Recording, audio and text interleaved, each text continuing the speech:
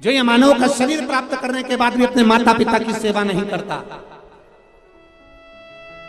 जो ये मानव का शरीर प्राप्त करने के बाद भी कभी शंकर भगवान की कथा को नहीं सुनता, ये मानव का शरीर प्राप्त करने के बाद भी जो परमार्थ का काम नहीं करता, किसी दीन दुखी कोई गरीब आदि की सहायता नहीं करता, शिव महापुराण की कथा कहती है फिर वो मनुष्य नहीं रहता, वो एक कीड़े की तरह रहता है और कीड़ा चुल्लू भर पानी में डूब के मर सकता है। इसलिए कहा कि तू डूब के मर जा रे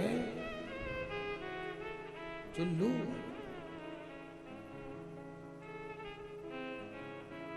जपते रहो भगवान का,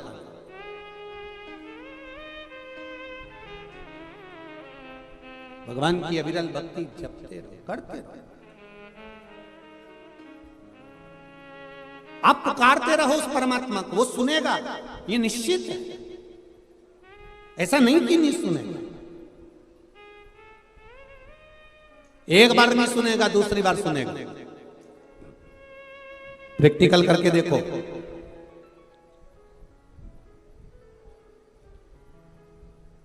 प्रैक्टिकल करके देखना तुम।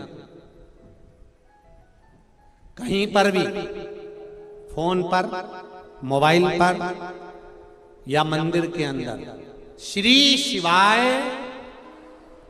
नमस्तुभ्यम तुम जम के चिल्ला कर देखना, जितने लोग वहां खड़े होंगे पहचान जाएंगे ये सियोर वाला महाराज की चेली है। प्रैक्टिकल करके देखना तुम बस केवल इतना बोल देना श्री शिवाय नमस्तुभ्यम, उतने में पहचान जाएंगे। अब जरा विचार करो, तुम्हारे श्री शिवाय नमस्तुभ्यम बोलने से लोग ये जान जाते हैं कि ये सियोर वाले महाराज की कथा सुनी है, तो श्री शिवाय नमस्तुभ्यम बोल लेने से वो भी तो पहचान जाएगा कि ये अपनी वाली है। जम के बोलो सो। अब तुम खुद देखो, 40 वर्ष तक मनुष्य अपनी जिंदगी को सही जीता है, फुल एंजॉय के साथ, जो खाएगा पच जाएगा, कपड़े भी पहनेगा तो एकदम सुंदर नजर आएगा। 40 वर्ष तक फुल एंजॉयमेंट का जीवन जीता है, क्योंकि ये परमात्मा की दी हुई उम्र है। और 40 के बाद में 60 तक किसकी लगी है? बोलो बोलो जरा जम के, गधे की। इसलिए पूरे परिवार का बोझा ढोता है, बच्चों को पढ़ाना है, बड़ा करना है, शादी करना है, बहन बेटी का मायरा भरना है। 60 साल तक ये केवल उल्लू की। डॉक्टर साहब को भी दिखाओगे, डॉक्टर साहब मुझे रात को नींद नहीं आती है, डॉक्टर कितनी भी गोली दे दे और कितनी भी दवाई दे दे, तुम थोड़ा खाओगे, दवाई खाने के भी बाद दवाई कितनी भी खा लो तो भी रात को 2, 2:30, 3 बजे तो तुम्हारी आंख खुले जाएगी और पलंग पे तो उल्लू की तरह निश्चित।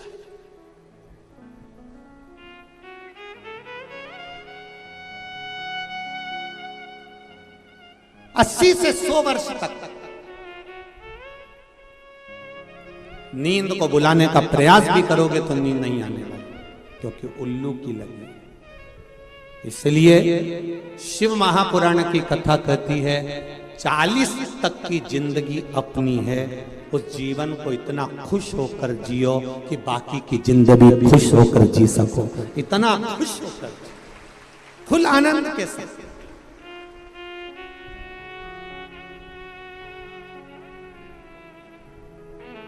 पर लोगों की आदत बुरी हो गई है, 40 साल तक की जिंदगी को लोग रो रो कर जीते हैं। शिव महापुराण की कथा कहती है अपनी जिंदगी को खुश होकर जी। गया जमाना कि 100 साल तक जीते थे, आज के जमाने में कुछ मालूम है क्या? अपने आस पड़ोस में देखो, अपने पड़ोसियों को देखो, अपने रिश्तेदारों को देखो, उम्र का कोई ठिकाना मालूम पड़ता है? कौन कब चले जाए, जवान की जवान प्राण छोड़ देते हैं। जरा सा अटैक आया, जरा सा शुगर हुई, जरा सी बीमारी हुई, समाप्त।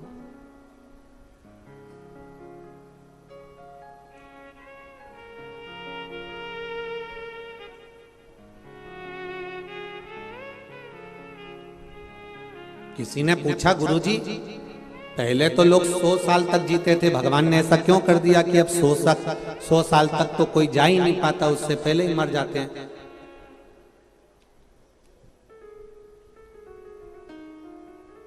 तो ऐसा ही है, वो तो सरकार जब 1000 का नोट बंद कर सकती है तो भगवान भी तो 100 साल तक बंद कर सकते हैं, उसमें क्या दिक्कत।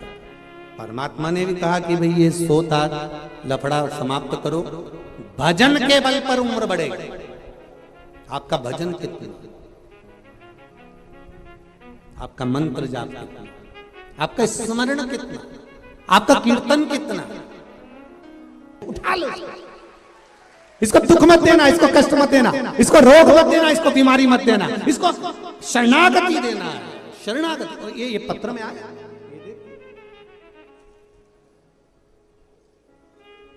भगवान जाने क्या बना के भेजा।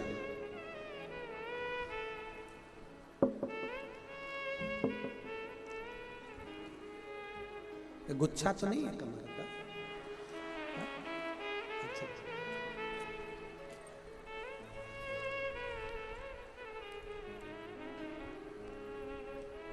पहले चैनल वालों से क्यों ये जरूर दिखा देना, जो भी है हमारे छत्तीसगढ़ की मन करता हूं। श्री शिवाय नमस्ते। ये शिव है। ओ घड़ी तेरी कृपा बिना न हिले एक भी अणु, लेते हैं श्वास तेरी कृपा से तनु। बखान क्या करूं मैं राखों के ढेर का, चपटी भभूत में खजाना कुबेर का।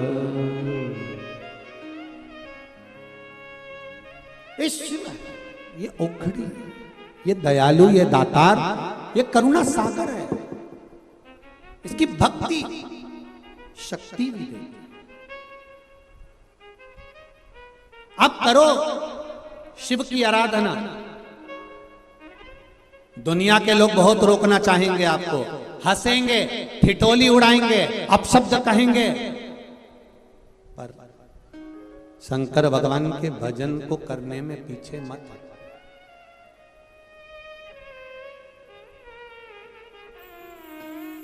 पीछे मत हटना।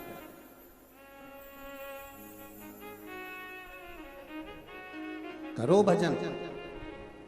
शिव नाम में वो तत्व है। श्री शिवाय नमस्तुभ्यम। भले दुनिया के लोग कहते हैं कि यह मंत्र कैसा है, यह मंत्र का स्वरूप कैसा है, पर इस मंत्र में एक बात तो लिखी है कि शंकर भगवान को मैं नमन करता हूँ। आप दिन भर में श्री शिवाय नमस्तुभ्यम बोलते रहोगे, शिव जी को नमन करते रहोगे, बार बार मेरे देवाधिदेव महादेव को याद करते रहोगे, तो ये निश्चित है कि मेरा महाकाल राजा भी आपको याद करता रहेगा, वो भी आपको स्मरण करेगा। भक्ति को नमन करता हूं। इतनी संख्या में इस ग्राउंड की जो कैपेसिटी है वो 7 लाख लोगों की है, पर इस कैपेसिटी को पार कर कर आप इधर से उधर तक पूरी रोड पर बैठे हो, और आपका साइलेंट रहना, चुप रहना, भगवान की भक्ति में डूबे रहना, आपका ये प्रेम शिव तत्व की ओर, अभी शिव तत्व की ओर अभी। और इसी के साथ में एक निवेदन, जितने लोग अब बाहर से आ रहे हैं कथा सुनने के लिए, और जितने लोग इस रायपुर की पावन धरा पर आना चाहते हैं अब कथा सुनने के लिए, तो उनसे एक निवेदन करना चाहूँगा।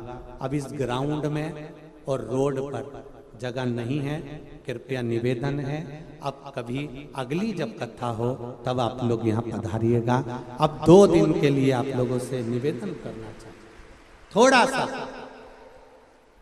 क्योंकि भीड़ बढ़ती चली जा रही है और रेलवे स्टेशन पर अपार भीड़ है, बस स्टैंड पर अपार भीड़ है, गाड़ियां अपार पर अपार आ रही है। इसलिए निवेदन है कि अब प्रयास करना, या तो जो 16 तारीख से 22 तारीख तक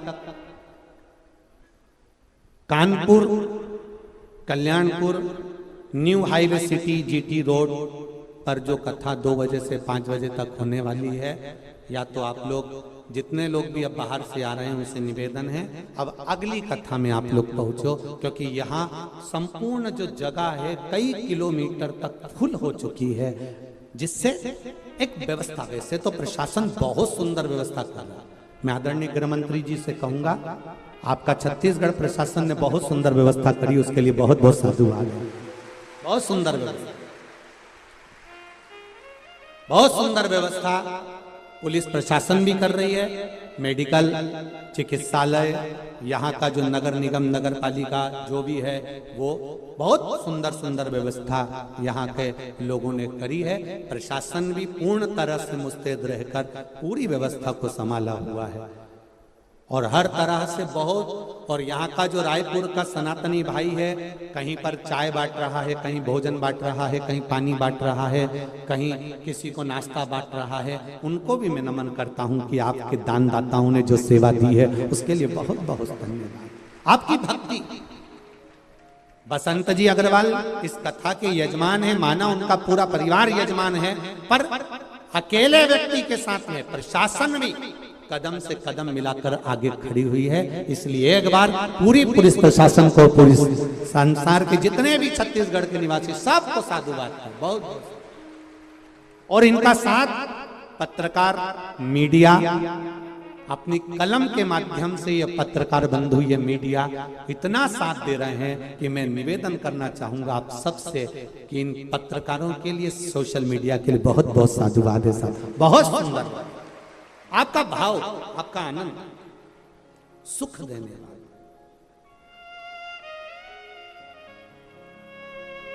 और वो भी हम इसलिए कर रहे हैं कि भीड़ ज्यादा हो रही है, इसलिए आप अगली कथा में प्रवेश करें। अब इस कथा को आप लोग जितने लोग भी आने वाले हैं वो टीवी पर श्रवण करें, आस्था चैनल पर, फेसबुक, यूट्यूब पर सुन। भक्ति का संचार, आनंद, भगवान की भक्ति, शिव कथा कर। महाराज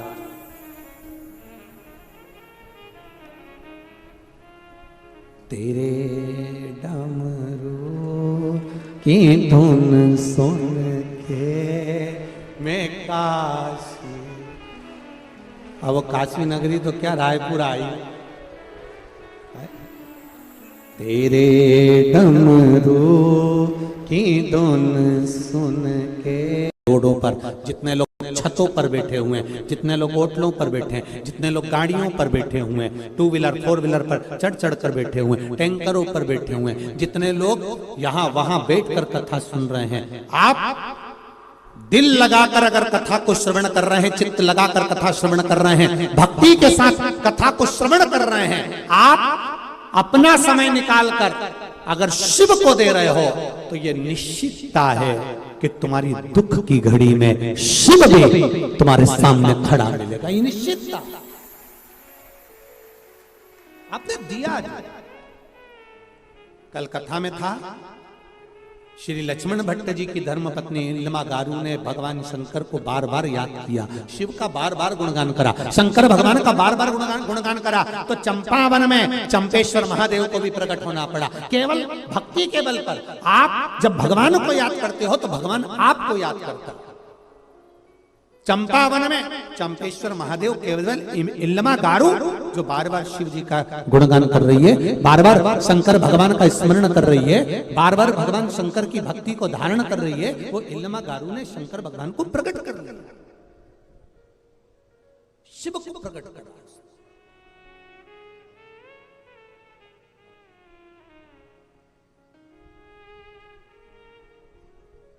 अब करो उसको याद, आप करो उसका स्मरण, हर पल, हर घड़ी, हर क्षण आप उसको जपो। तो